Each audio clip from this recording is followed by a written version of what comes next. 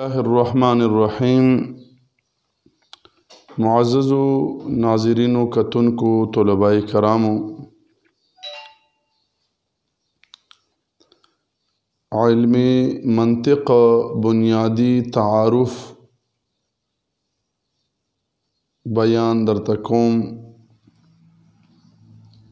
بیا به انشاءالله ټول ملګري به دا ویډیو په توجه واوري، او چونکې نن شپه شب برات و د هغې د وجې نه ډېر ملګرو به شب بیداري کړې وي او ورځې به یې روژه وي، نو هغې د خاطره تاسو په دې بیان اکتفا وکئ او موږ به خپل لایو درس چې دی هغه به انشاءالله په چینل سبا نه چلو د جمعې ورځې نه.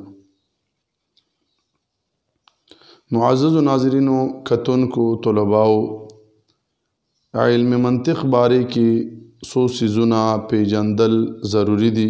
مجموعه منطق کتاب به موږ د هغې وایو. بیا اول دا سوال دی چې علم منطق څه شی دی، دویم دا دی چې علم منطق ولې ویلی کیږي، او دریم دا دی چې علم منطق کې د څه شي بحث کولی شي. اول برا شو چې علم منطق څه شی دی. نو طلباء کرامو، انسان ټولو حیواناتو نه باوجود د اکثر مشترکاتو نه، چې اکثر مشترکات ټولو حیواناتو سره لري، خو د هغې باوجود انسان ټولو حیواناتو نه په استعداد فکر سره ممتاز کړی شوی دی، چې دته د فکر استعداد ملاو دی. نو علم منطق څه شی دی؟ علم منطق داسې اصولو باندې مشتمل علم دی که هغه صحیح وویلی شي، په هغې باندې صحیح پوهه حاصله کړی شي او د هغې لحاظ وساتلی شي، نو یو بنده به نظر او فکر کې غلطی نه بچ شي، نو دې ته منطق وایي. یعنی درې څیزونه شو په تعریف کې.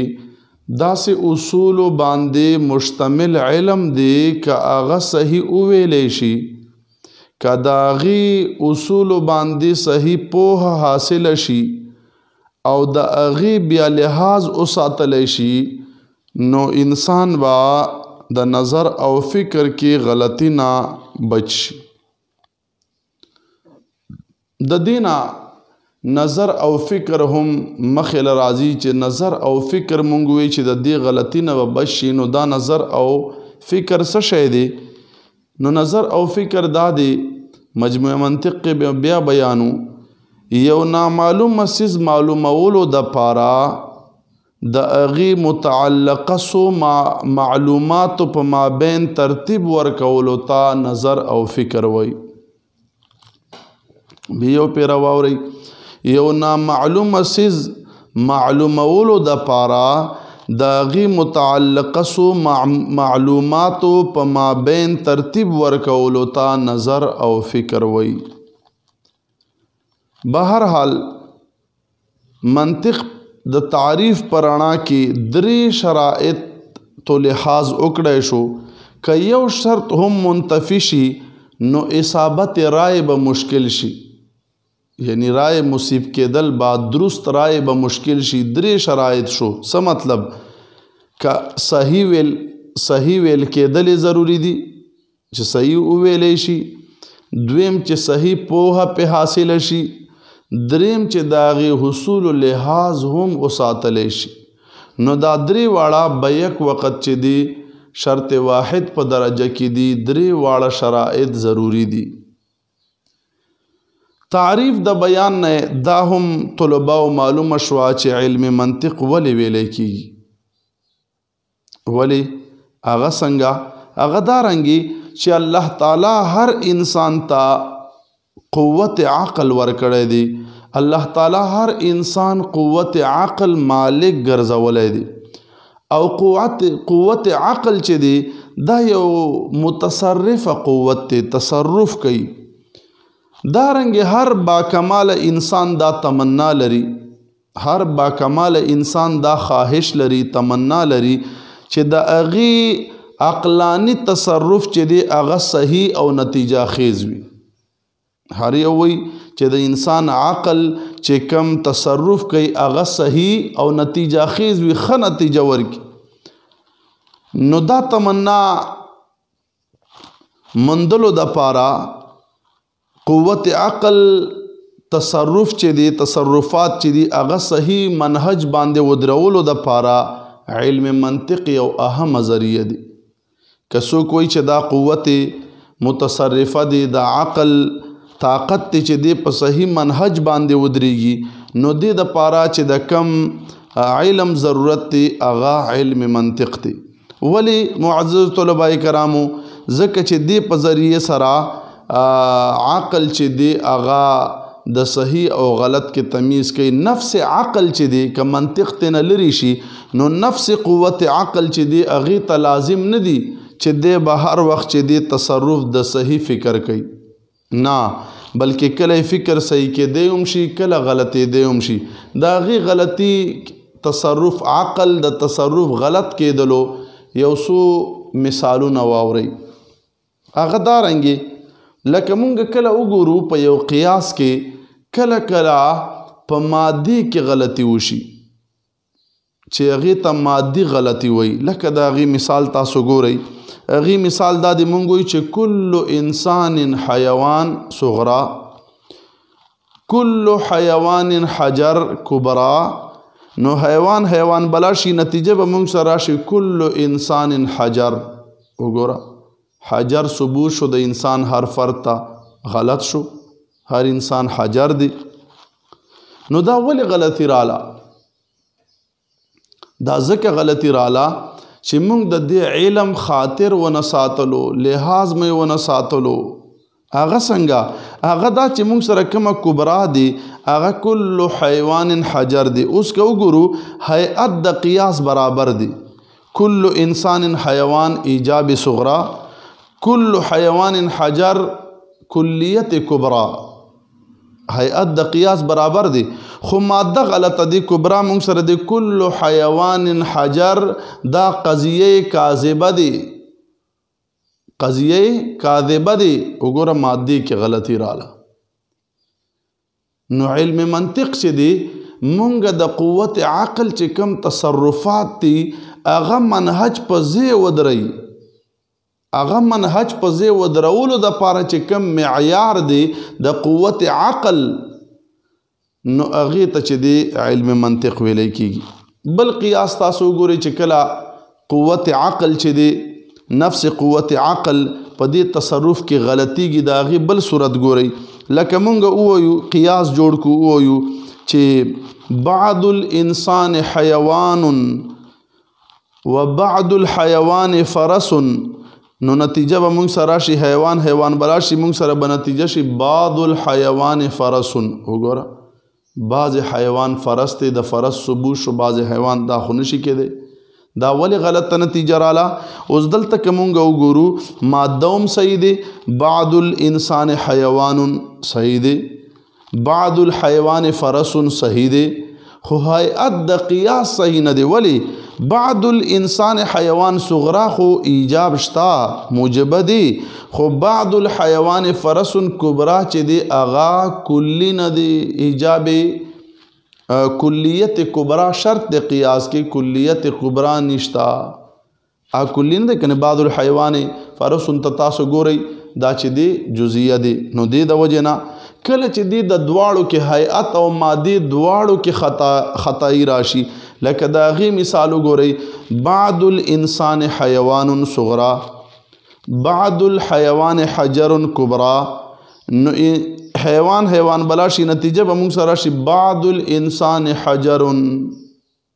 اوس وګوره بیا هم نتیجه غلطه شوه، حجر ثبوت شو د انسان بعض افرادو د پاره، نو دا خود صحیح نه دی. دا ولی؟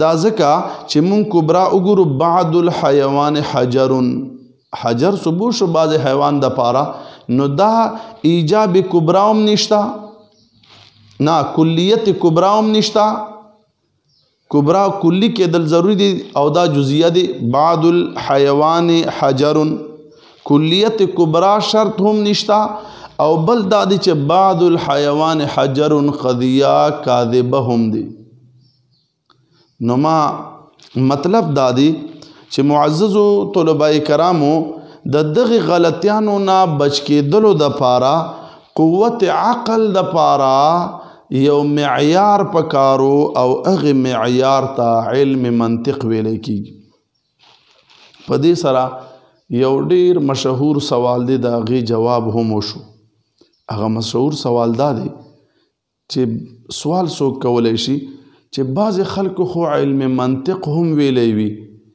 او د هغو نه بیا هم غلطیانې کیږي د هغې به څه جواب وي د هغې هم دا جواب دی چې کوم مونږ تعریف کې درې څیزونه ذکر کړو مونږ وایو د هغې ویل هم پکار دی د هغې اصولو باندې پوهه هم پکار دی او د هغې حصولو لحاظ هم پکار دی اوس که څوک صحیح ونه وایي دی بیا هم غلطې دی شي یو چا علم منطق ویلی هم دی په هغې صحیح پوهه شوی نه دی بیا هم غلطې دی شي فکري غلطې دی او یو سړی ویلی هم دی اصول ویلی هم دی د علم منطق په پوهه شوی هم دی خو د هغې لحاظ نه ساتي نو بیا به هم دی د هغې فکري غلطي کې به د بیا هم پاتې کیږي او فکري غلطي به ورنه کیږي نو دا کسپا گویا کې د منطق اصول لحاظ نه ساتي لکه دا مثالونه چې ما درکړل دوه څیزونه وشو علم منطق څه ته وایي څه شی دی او علم منطق څه دپاره ویلی کیږي امید دی چې تاسو به دې په غرض او مقصد پوه شوي اوس په راشو آخري حصه موضوع څه شی دی علم منطق بحث د څه کولی شي نو دا یاد ساتئ علم منطق کې د تصور او تصدیق متعلقه مسائل بالواسطه یا بلا واسطه د دې به تشریح مخکې کوو د دې متعلق بحث کولی شي دا د علم منطق چې دی موضوع دی نو معززو ناظرین کرامو که مونږ وګورو آیا ټول تصورات او ټول تصدیقات چې دي آغا د علم منطق موضوع دی نو داسې نه دی ولی چې ټول تصدیقات او ټول تصورات چې دي آغا انسان یو مجهول شتا نه رسی ځکه چې مونږ سره تصورات او تصدیقات په دوه قسمه دي یو بدیهی دي او یو نظری دي نو چې کوم بدیهی دي هغې باندې خو هسې هم دلیل حاجت نه وي لکه د اور تپش د اور یا دا چې دا تصور تپش د اور تصور یا اور آتش گرم است د دې تصدیق نو دا خو بدیهی دي نو دا د دې موضوع نه دی موضوع یې څه شی دی هغه تصورات او تصدیقات چې هغه مونږه یو مجهول ته رسی نو هغه چې دی د دې موضوع دی او چې هغه نظری دی نو هغې سره به انشاءالله مونږه بحث کوو نو دا د علم منطق متعلق ضروری یو څو خبرې وي ما ضرورت وګڼلو چې دا درس تاسو ته نن میلاو شي ټول طالبان دا خبرې ځان سره ولیکئ په توجه یې واورئ که څه داسې مشکل وي تاسو بیا مانه بیا هم واتساپ په ذریعه تپوس کولی شي انشاءالله سبا به د خپل روټین مطابق زمونږ دوره 7 بجې لایو په یوټیوب چینل چالو کیږي ټول ملګري ورته بیدار اوسیږئ دې موقع نه فایده واخلئ او انشاءالله مونږ به مجموع منطق هم ځان سره حاضر کړئ هدایت النحو هم حاضر کړئ او امید دی انشاءالله اصول الشاشی قیاس به هم وایو وائٹ بورڈ به هم استعمالو څه مشکل به نه پاتې کیږي الله تعالی د عمل کولو توفیق نصیب